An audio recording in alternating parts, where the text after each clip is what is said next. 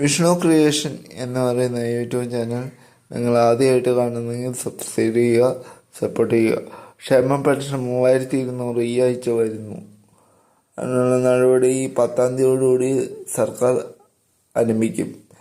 നമുക്കറിയാം 3 മാസത്തെ കുടിശ്ശികയുണ്ട്. 4800 രൂപയോളം ഈ ബാക്കിയുണ്ട്.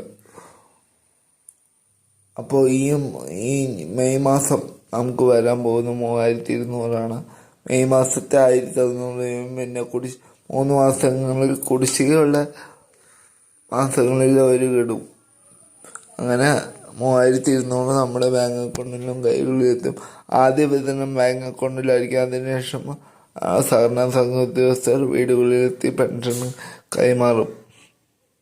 എന്തായാലും ഈ 15ഓടുകൂടി ബാങ്ക് അക്കൗണ്ടിൽ വിതരണം ആരംഭിക്കും.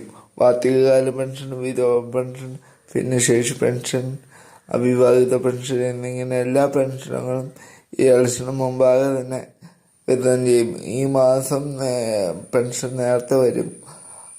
അപ്പോൾ ഇതുപോലത്തെ അറിവുകൾക്ക് വേണ്ടി തന്നെ ഫോളോ ചെയ്യുക, സബ്സ്ക്രൈബ് ചെയ്യുക.